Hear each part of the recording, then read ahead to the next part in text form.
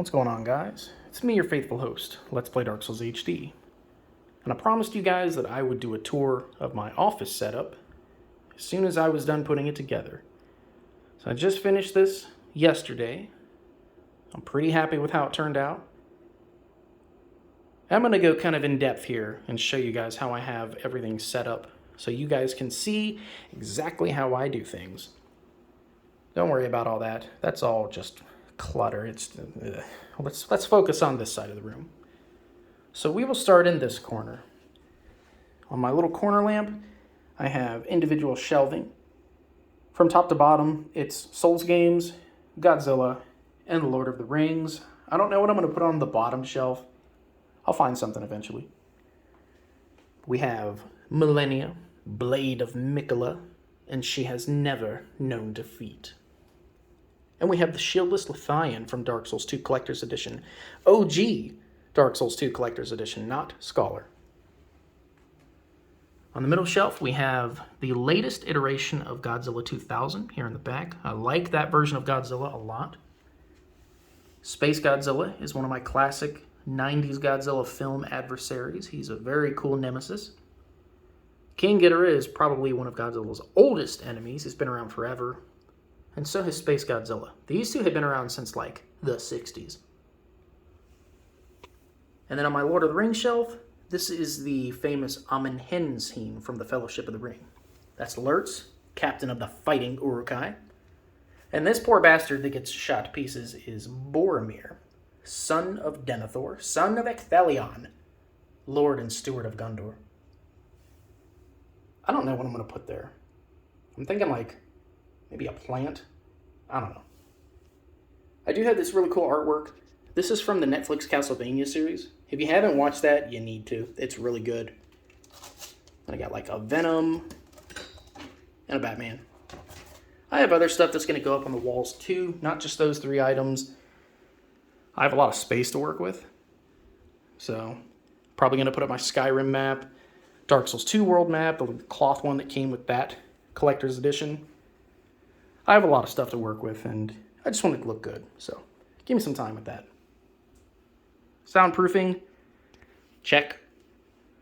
I don't think that's enough, because, I mean, this room, like, this is hardwood, ceiling, like, it just, yeah. I mean, you can probably hear me. You can probably hear me as I'm talking. Like, the echo in here is awful, so I'm probably going to need more soundproofing. I think I'm going to, like, throw a rug right there. Anything will help. But starting on this side of the desk, we'll start with the Beast. This thing was a blast to build. I really enjoyed hunting down parts for it and really customizing what I wanted to create the ultimate rig to do content. So everything in here was bought for MSRP or less, and I'm really proud of that because it took a lot of patience. We can't let the scalpers win. But to do a brief overview of this, I have named all of my components in my Facebook page. Like, you can find that post, it's under my photos. Just look for pictures of this, and you can see what I have. But I'll do a quick overview for anybody that's curious and doesn't want to go hunt those pictures down on my Facebook page. This is the Leon Lee Landcool 2 mesh. It's got this magnetic strip up here, like this is removable, and it's just a dust catcher is all it is. Like, you can clean it out if there's dust, and it prevents it from getting into your fans and getting all over your components inside the case. It's really badass. My GPU is an MSI GeForce RTX 3070. It's the Ventus model. It's a triple fan. It's not like a good 30 series, but it's still a 30 series. And then I have my little crystal lizard that chills on top there. My cooling unit, or AIO, with the giant radiator, is a Corsair X 360. It's a 360 milliliter unit. It's really good. The numbers don't lie. It keeps my guy nice and cool at 30. And then I have 64 gigabytes of RAM that's rated at 3600, I believe. My motherboard is it's an Aorus Master. It's an X570 motherboard because I have a Ryzen chipset. This thing is fantastic. It has all the ports I need and then some. It's super good. And then beneath the cooling unit, the brain of my computer, the processor, is a Ryzen 9 5950X. It's a beast. It's like the best one you can get, shy of a Threadripper, and like who the fuck needs one of those, right? I'm not 3D rendering. I don't do any of that shit. Does what I need perfectly well. Like this thing's a beast. It is like a monster of a computer. And it looks good. Moving on. My keyboard. Can you tell I like Corsair? Like, has it become obvious yet? This is the Corsair K95 mechanical keyboard. Lots and lots of buttons. Tons of buttons. Like this entire side of the keyboard is all command buttons, like macros.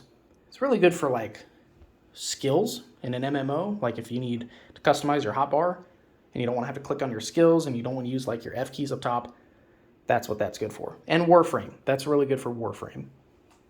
My mouse is the Corsair Dark Hero Pro Special Edition. Whatever that means. It is very comfortable to use. Like it's got this little thumb pad. It's got adjustable DPI speeds. It's a very comfortable mouse. It's nice. I like it a lot. For my monitors, I have 3 of the exact same monitor. These 3 monitors are the Asus 28-inch 4K monitor. This is the best 4K monitor you can get for the money. These things are like $260 on Amazon. You can't beat that for how good they are. Like, I mean, trust me, you can't tell just by looking at my wallpaper or whatever, but I'm telling you, these things kick ass. Like, these are really, really good monitors that perform substantially better than anything else in their price range. I'm pretty happy with them. Like, I liked them enough to buy 3 of them, if that tells you anything. This is the PS5. It sits all the way over here at the edge of the desk. And normally I don't keep the controller plugged in because the battery life on the PS5 controller is actually pretty damn good. It's fantastic. But I got it plugged in right now because I'm going to be ready to start uploading Elden Ring and Demon Souls again soon. So I need that guy to be charged. And then my mic is also attached to a boom arm on this controller, on this corner of the desk. This is a Shure PG42. That's what this microphone is. And the arm that it's on is, I don't know the model. It's a Rode boom arm for a microphone. Like I guarantee you if you check on Amazon, you'll find it. And this USB Type-B cable runs all the way down and goes underneath the desk, shoots all the way across, and gets plugged into the computer. I'm going to show you guys that in just a second though. Like, as you can see, there's no wires in my setup, minus the keyboard and the mouse. Nothing I can do about the keyboard. It's wired. I could make it wireless, but like it wouldn't work. Do you feel me? And then the mouse is technically wireless. It's plugged in right now, but the battery life on that mouse is so-so. So I just keep it plugged in. And then the last thing to show is my capture card. This is the Elgato 4K 60S Plus. This fucker is expensive. This is a $400 capture card, but it's like the only one on the market that doesn't need to be plugged into a PCIe slot that can still do 4K 60 frames per second. So that's why I got that. And now we're going to look at how I achieved all of this. Virtually no wires. Like, okay, so like a wire, but virtually no other wires. Like you don't see the wire from the monitors, you don't see the wire from like the computer. Like I'm gonna show you all that. So one of my settings for this standing desk, and if you're wondering, the reason I have a standing desk to begin with is because I have a herniated disc in my lower back and causes me quite a bit of pain if I sit down for long periods of time. So I have this guy set to 42 inches off the ground, which is comfortable for me. I can stand up straight and still do whatever it is I need to do at this desk. I highly recommend this, by the way. This desk is by a company called Fazebo, and it's very inexpensive compared to like Uplift and the other name brand standing desks. I'm telling you, this thing is legit. It can hold 330 pounds. For the whole time I've had it, see for yourself. There's no bowing, there's no bending, no breaking. It's like This is this is a very good product. I highly recommend it, considering it's half the price of the other standing desks. It does the same damn thing just as well. But let's take a look at how I've done this. So everything that is plugged in here is underneath the desk.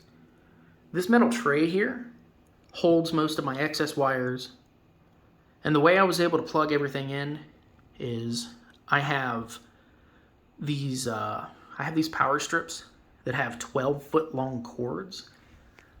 I'm gonna buy like a tidy box or something to try to clean up all these excess wires in the corner, because that's like the only eyesore left in this setup is just those.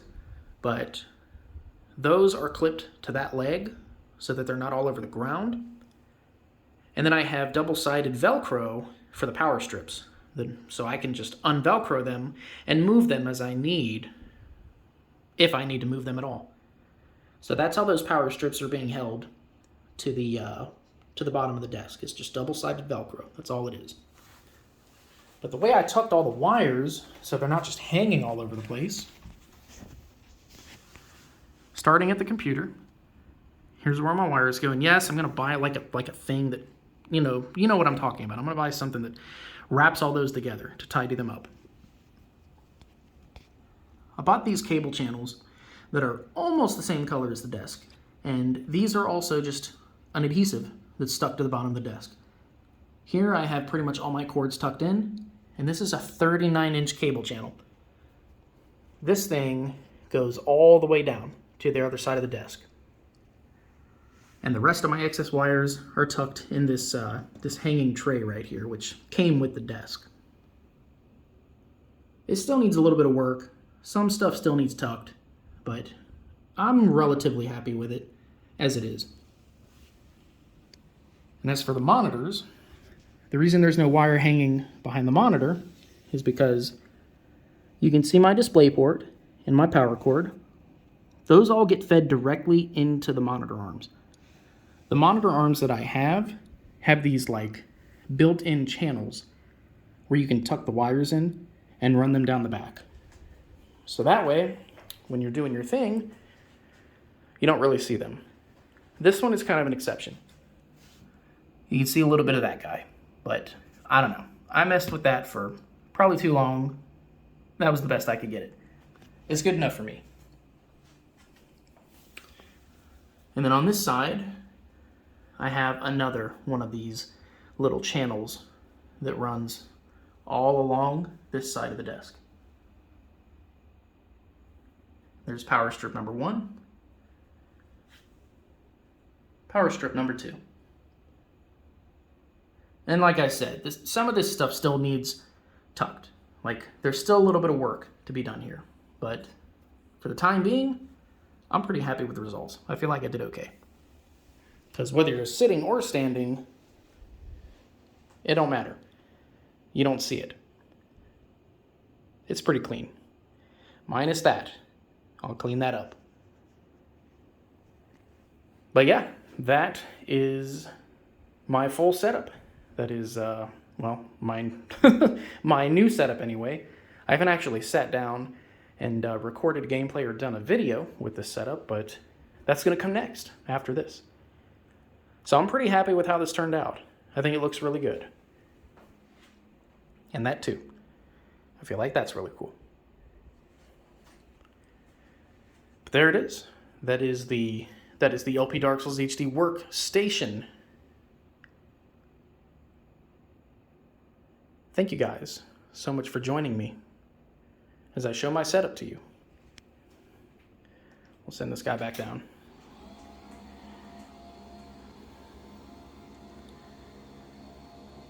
Make sure you look forward to more Elden Ring and Demon Souls.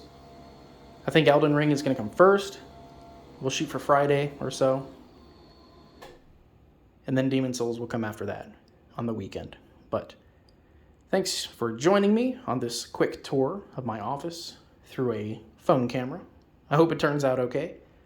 I've been your faithful host. Let's play Dark Souls HD. And I'll see you guys on Elden Ring